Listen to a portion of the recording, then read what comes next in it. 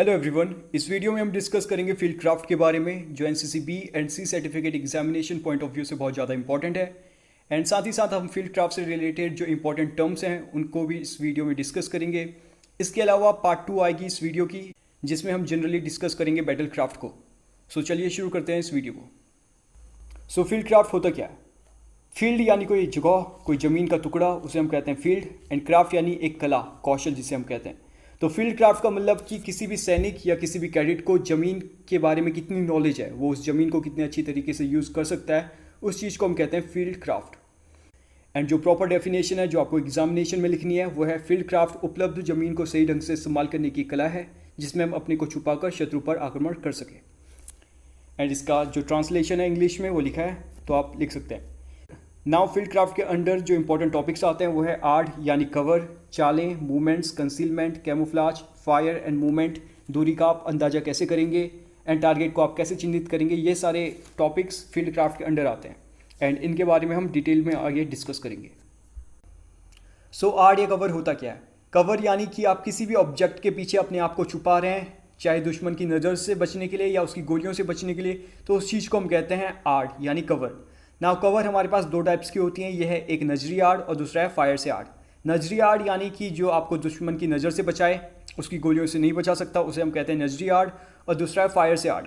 Fire से art यानी कि वो आकृतियाँ जो आपको दुश्मन की फायर से भी बचा सकती हैं और उसकी नज़र से भी। ठीक है, जैसे कोई दीवार होगी तो उसके पीछे आप छुप भी सकते हैं और दुश्मन की गोलियों से बच भी सकते हैं। और इसी तरीके से एक बड़ा पेड़ हो गया जो आपको दुश्मन की नज़र से भी बचा सकती है और साथ ही साथ उसकी गोली से भी। सो एक अच्छी आर्ट की विशेषताएं क्या है, उसके कैरेक्टरिस्टिक्स क्या हैं, आप कैसे पता लगाएंगे कि कोई आर्ट अच्छा है या नहीं है? तो इसकी जो विशेषताएं हैं वो है कि जहां से आप छुपकर दुश्मन के ऊपर आसानी से निगरानी रख सकते हैं, वो मुसीबत के वक्त आप दुश्मन के ऊपर फायर भी कर सकते हैं।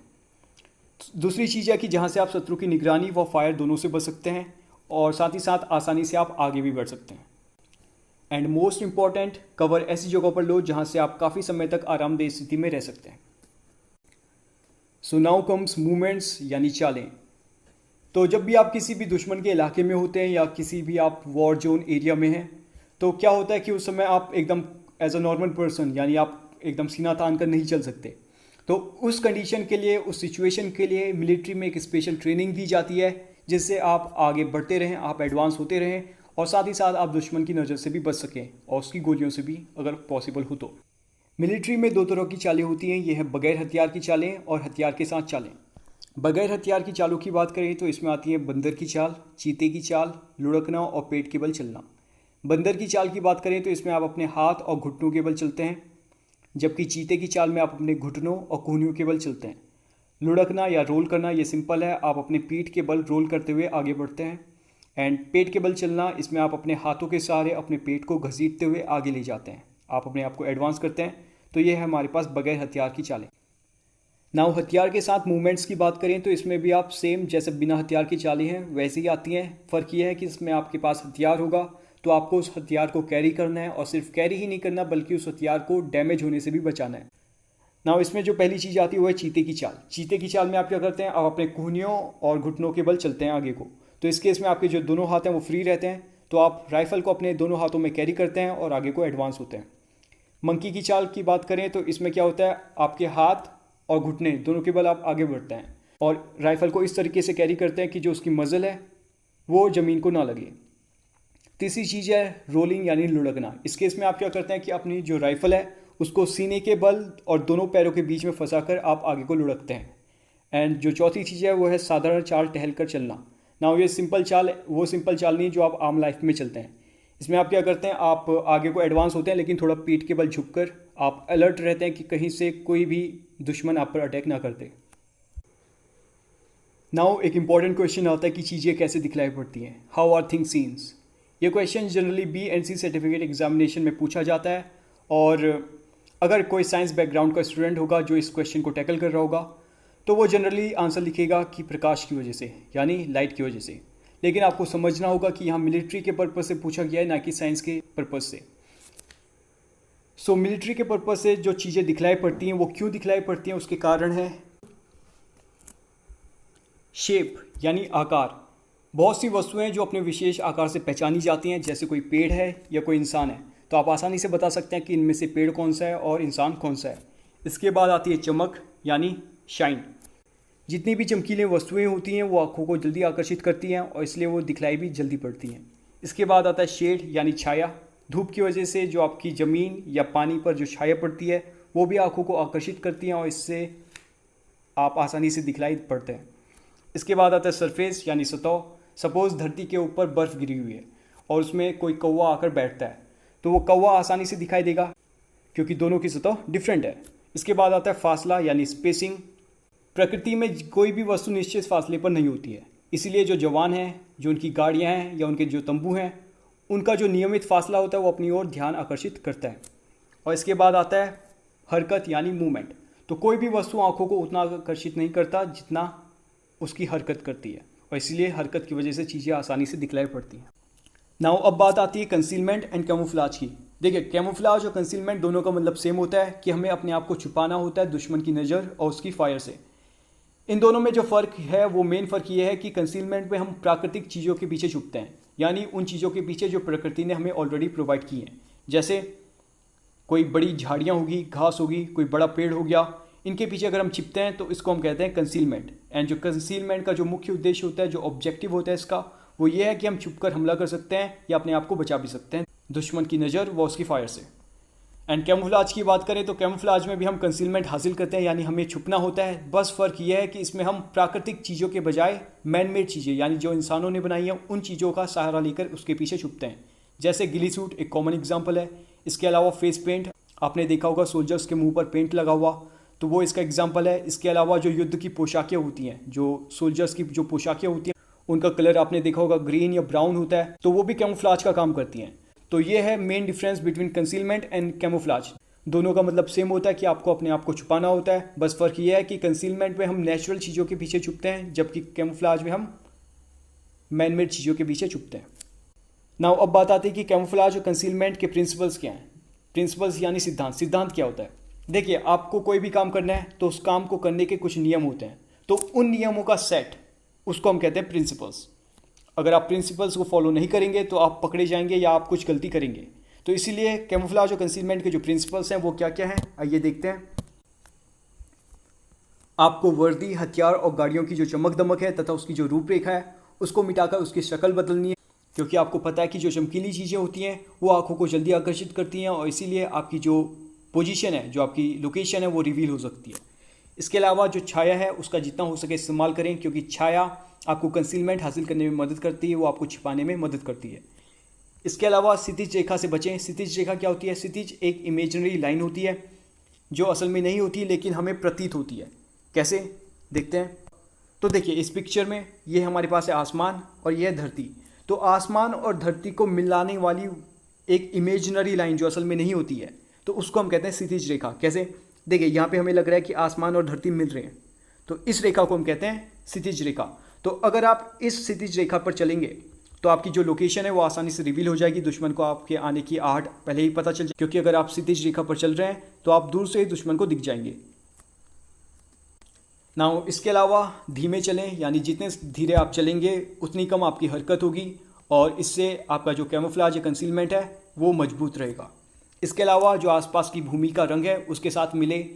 जैसे आप किसी बर्फीली जगह पर हैं तो आपको पता है कि आपके पास जो गिली सूट होते हैं वो हमारे पास 3 रंग के होते हैं, या तो आपके पास ब्राउन रंग का होगा, भूरे रंग का, या ग्रीन रंग का, या आपके पास होगा सफ़ेद रंग का। तो आप बर्फीली जगह पर हैं तो आपके पास एक कॉमन सेंस है कि वहाँ पर सफ़ेद रंग का यूज़ होगा। उसी तरीके से रेगिस्तान वाले इलाके में भूरे रंग का और जहाँ पर हरियाली है वहाँ पर हरे रंग का। इसके साथ जो अनावश्यक हरकत हैं वो ना करें, क्योंकि मूवमेंट्स, जो हरकतें होती हैं, वो बहुत जल्दी आंखों को नज़र आती हैं। इसके अलावा पानी में अपनी छाया ना पड़ने दें और कैमोफ्लेज की जो वस्तु हैं उसको समय तथा परिस्थिति के हिसाब से बदलते रहें। तो ये सारी हैं principles of camouflage and concealment. Now अब बारी आती है दूरी का अंदाज़ा करने की, यानी कि आपको डिस्टेंस करनी है जज।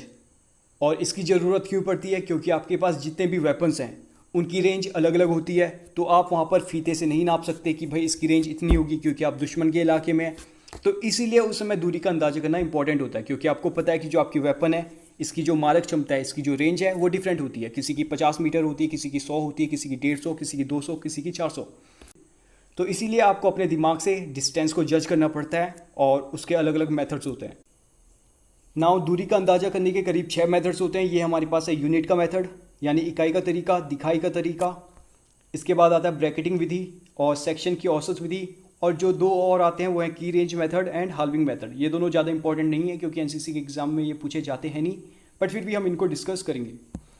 नाउ पहले आता है यूनिट मेथड यानी इकाई का तरीका। तो इसमें क्या करते हैं, आपकी कोई सुविधाजनक इकाई लेते हैं और अपने तथा टारगेट के बीच की दूरी का अंदाजा करते हैं। कैसे, आइए समझते हैं। जैसे सपोज यहाँ पे आपको इसके बीच की डिस्टेंस कैलकुलेट करनी है, तो आप क्या करेंगे कि आप अपनी तरफ से एक सुविधाजनक इकाई लेंगे। सपोज आपने लिया 10 मीटर की इकाई, तो वो है 10 मीटर इतना। तो आपने बोला कि इतना 10 मीटर है और आपने अपनी तरफ से इमेजिनेशन किया कि 10 मीटर और आगे करूँगा तो इतना होगा, और इससे आगे थोड़ा और करूँगा तो यहाँ पर हमारे पास करीब 4 मीटर आएगा।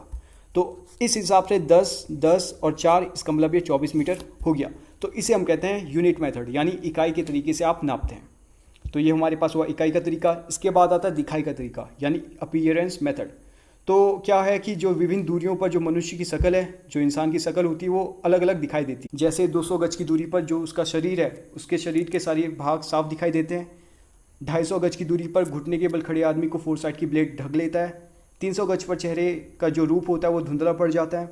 400 गज पर जो शरीर के आकार में कोई परिवर्तन नहीं होता है, लेकिन जो चेहरा है वो पहचाना नहीं जा सकता, और जो खड़े आदमी को फोरसाइट की ब्लेड है वो ढक लेती है। 500 गज की दूरी पर जो कंधों से ऊपर की जो बॉडी है वो पतला दिखता है, और 600 गज की दूरी पर जो मनुष्य का जो सिर है वो बिंदु की तरफ प्रतीत होता है, और जो कंधों से नीचे का भाग है वो एकदम पतला हो जाता है। नाउ इसके बाद आती है ब्रैकेटिंग विधि यानी ब्रैकेटिंग मेथड। तो इसमें क्या होता है कि आप अधिकतम और न्यूनतम जो दूरी है वो नाप लेते हैं और उनका फिर एवरेज निकालते हैं। कैसे, सपोज आपको यहाँ से लेकर यहाँ तक की डिस्टेंस निकालनी है, तो आप पहले क्या करते हैं, आप मैक्सिमम डिस्टेंस निकाल लो। तो आपने कहा कि जो इसकी मैक्सिमम डिस्टेंस हो सकती है, अधिकतम जो दूरी हो सकती है वो हो सकती है 50 मीटर, और जो इसकी न्यूनतम दूरी हो सकती है वो हो सकती है कितनी, 40 मीटर। तो अब आपके पास 40 और 50 इसकी न्यूनतम और अधिकतम दूरी आ गई है। तो अब आप इन दोनों का क्या निकालेंगे, एवरेज निकालेंगे, यानी 40 + 50 बट्टे में 2 दैट इज़ 45। सो ये हमारे पास 45 मीटर जो आंसर आएगा ये हमारे पास क्या है, ब्रैकेटिंग विधि से निकाली हुई दूरी। इसके बाद आती है सेक्शन की औसत। सेक्शन एवरेज मेथड क्या होता है, देखिए आपको पता है कि किसी भी सेक्शन में करीब 10 जवान होते हैं। तो आप क्या करेंगे कि हर जवान से पूछेंगे कि आप बताओ कि यहाँ से लेकर यहाँ तक की डिस्टेंस कितनी होगी। तो हर 10 जवान कुछ ना कुछ जवाब देगा, कोई कहेगा 100, कोई 80, कोई 50, कोई कुछ कहेगा। तो उन 10 जवान के द्वारा जितनी भी आपको वैल्यूज़ बताई गई हैं, तो आप उनका एवरेज निकालेंगे, और जो एवरेज निकलेगा वही हमारे पास क्या है, सेक्शन की औसत विधि से निकाली हुई डिस्टेंस है। एंड इन 4 मेथड्स के अलावा जो और 2 मेथड्स हैं वो है की range method and halving method. तो की रेंज मेथड में क्या होता है कि आप किसी ऐसी वस्तु की सहायता लेते हैं जिसकी दूरी पहले से ज्ञात होती है। जैसे रोड के किनारे जो पिलर लगे होते हैं जिसमें डिस्टेंस ऑलरेडी कैलकुलेटेड होता है, तो उनकी मदद से आप अगर डिस्टेंस को कैलकुलेट करते हैं तो उसको हम कहते हैं की रेंज मेथड। और हाल्विंग मेथड में क्या होता है कि आप पहले किसी वस्तु की आधी दूरी का अंदाजा करते हैं और फिर उसे दोगुना कर देते हैं, तो उसे हम कहते हैं हाल्विंग मेथड। नाउ अब आता है क्वेश्चन कि दूरियां कब अधिक आंकी जाती हैं और दूरियां कब कम आंकी जाती हैं। ये बहुत ज़्यादा इंपॉर्टेंट क्वेश्चन है और हर साल करीब एनसीसी ये पूछता है, तो आपको इनके आंसर्स याद होने चाहिए। तो देखिए, कब दूरियां अधिक आंकी जाती हैं, तो जिस समय हमारे पास कम प्रकाश होगा तो उस समय दूरियां अधिक आंकी जाती हैं। जब देखने वाले की आंख के सामने सूरज होगा तब दूरी अधिक आंकी जाती है। जब उसका जो टारगेट है, जो उसका लक्ष्य है, उसके मुकाबले जो उसकी नज़दीक की चीज़ें हैं वो छोटी हैं, तब भी वो दूरी ज़्यादा नाप लेता है। ऑल्सो अगर वो घाटी से देख रहा है अपने टारगेट को, तब भी वो क्या कर लेता है, अधिक आंक लेता है दूरी को। और जब वो ऊपर से नीचे की ओर देख रहा होगा तब भी वो दूरी को अधिक आंक लेता है। नाउ दूरी कब कम आंकी जाती है, ये आंकी जाती है जब प्रकाश चमकीला हो तथा सूरज देखने वाले के पीछे होगा, तो तब दूरी क्या होती है, कम नाप लेते हैं हम। जब देखने वाले तथा लक्ष्य जो हमारा टारगेट है और जो देखने वाला है उसके बीच में एक दबी हुई ज़मीन होगी, तो उस समय भी वो क्या कर लेता है, दूरी को कम आंक लेता है। जब वो पहाड़ी के नीचे से ऊपर की ओर देखेगा तब भी वो दूरी कम आंक लेगा। और जब लक्ष्य निकट की वस्तु की अपेक्षा बड़ा होगा तो तब वो दूरी क्या कर लेगा, कम आंक लेगा। तो ये सारे वो रीजंस हैं और ये बहुत ज़्यादा इंपॉर्टेंट है for NCC examination point of view. So ये थी कंप्लीट जानकारी फील्ड क्राफ्ट चैप्टर से। एंड नाउ आपके सामने क्वेश्चंस है, आप इन्हें प्रैक्टिस कीजिए। मैं आपको बता देता हूँ कि इनमें से कौन कौन से क्वेश्चंस इंपॉर्टेंट है। तो पहला क्वेश्चन, फील्ड क्राफ्ट क्या होता है, ये बहुत ज़्यादा इंपॉर्टेंट है। इसके अलावा अच्छी आर्ट की विशेषताएं बताएं, ये भी इंपॉर्टेंट है। एंड चीज़ें क्यों दिखलाई देती हैं, ये तो बहुत ज़्यादा इंपॉर्टेंट है। इसके अलावा कंसीलमेंट और कैमोफ्लाज, ये दोनों क्वेश्चन इंपॉर्टेंट है। एंड दूरी कब कम आंकी जाती है और कब अधिक आंकी जाती है, ये भी बहुत ज़्यादा इंपॉर्टेंट है। और दूरी का आप अंदाज़ा कैसे करेंगे, इसकी विधियाँ बताइए। तो आपसे 2 विधियाँ पूछेगा, तो आपको पता होना चाहिए कि इसकी विधियाँ क्या होती हैं। ये सारे क्वेश्चंस पीछे वीडियो में सॉल्व हैं, तो आप वहाँ जाकर इन क्वेश्चंस के आंसर लिख सकते हैं। और रही बात बैटल क्राफ्ट की, तो उसकी वीडियो आपको अगले 1 हफ्ते के अंदर मिल जाएगी। और अगर आप चाहते हैं कि मैं एनसीसी से रिलेटेड कोई और टॉपिक पर वीडियो बनाऊं, तो आप मुझे कमेंट सेक्शन में बता सकते हैं। मैं कोशिश करूंगा कि बहुत जल्द उस पर एक वीडियो बनाऊं। मिलते हैं अगले वीडियो में। टिल देन, जय हिंद, जय भारत।